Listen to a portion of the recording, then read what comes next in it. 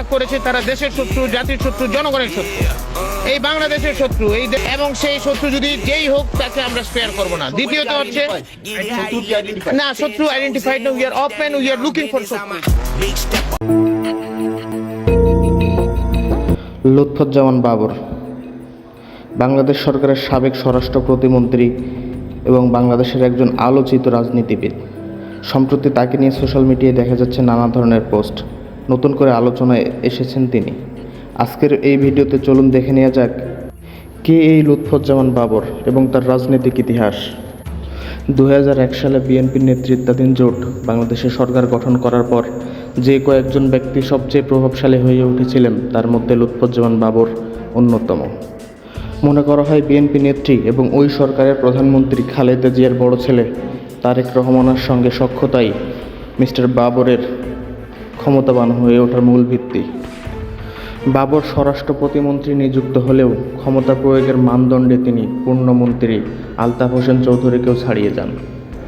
একটা সময় আলতাফ হোসেন চৌধুরীকে স্বরাষ্ট্র মন্ত্রণালয় থেকে সরিয়ে বাণিজ্য মন্ত্রণালয়ে দেওয়া হলে অনেকটা একচ্ছত্র ক্ষমতার অধিপতি হয়ে যান লুৎফুজ্জামান বাবর।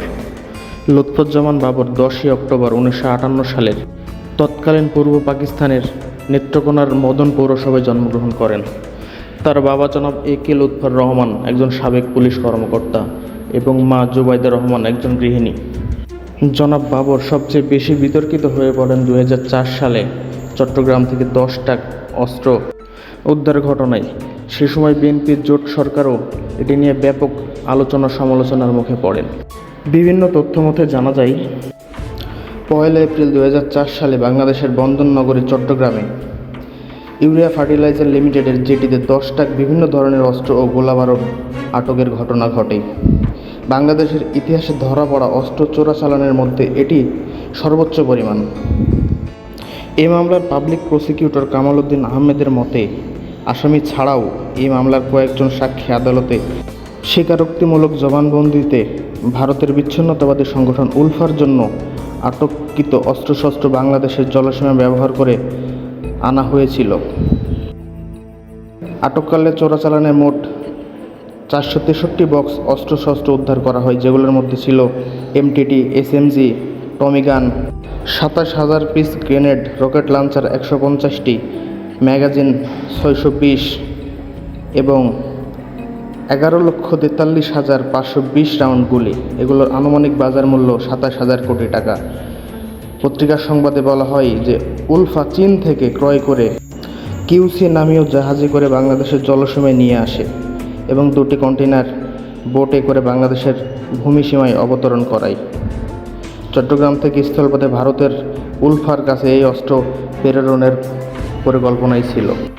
উলফা অস্ত্রগুলো ভারতের অভ্যন্তরে বিভিন্ন ধরনের সন্ত্রাসী কার্যক্রম ঘটানোর জন্যই চীন থেকে ক্রয় করে এনেছিল। এই ঘটনার পর থেকে বিএনপি সরকারের সাথে ভারত সরকারের তিক্ততা শুরু হয়। 2008 সালে বাংলাদেশের সাধারণ নির্বাচনের পর আওয়ামী লীগ সরকার গঠন করলে এই মামলার তদন্ত নতুন করে শুরু হয়। 30 সেপ্টেম্বর 2010 তারিখে চট্টগ্রাম আদালতে দেওয়া এক বিবৃতিতে চট্টগ্রাম মেট্রোপলিটনের তৎকালীন পুলিশ কমিশনার সাব্বির আলী বলেছিলেন, বাবর তাকে 2 তারিখে জেটিতে অস্ত্র ও গোলাবারুদ অফলোড করতে সহায়তা করার জন্য নিযুক্ত জাতীয় নিরাপত্তা গোয়েন্দা কর্মকর্তাদের গ্রেপ্তার না করার জন্য নির্দেশ দিয়েছিলেন। 3 অক্টোবর বাবরকে অস্ত্র সংগ্রহের সাথে সরাসরি জড়িত থাকার জন্য গ্রেপ্তার করা হয়। 2012 সালে 15ই মার্চ ফোর্সেস ইন্টেলিজেন্সের প্রাক্তন মহাপরিচালক Sadiq Hasan Rumi Chattogram metropolitan special tribunal 1কে বলেছিলেন যে বাবর অস্ত্র চোরাচালানের সাথে জড়িত থাকতে পারে, কারণ বাবর একটি স্বাধীন তদন্ত না করতে নির্দেশ করেছিলেন। 2014 সালের 30শে জানুয়ারি এই মামলায় বাবরের সম্পৃক্ততা থাকার অভিযোগে আদালত তার মৃত্যুদণ্ডের আদেশ প্রদান করেন।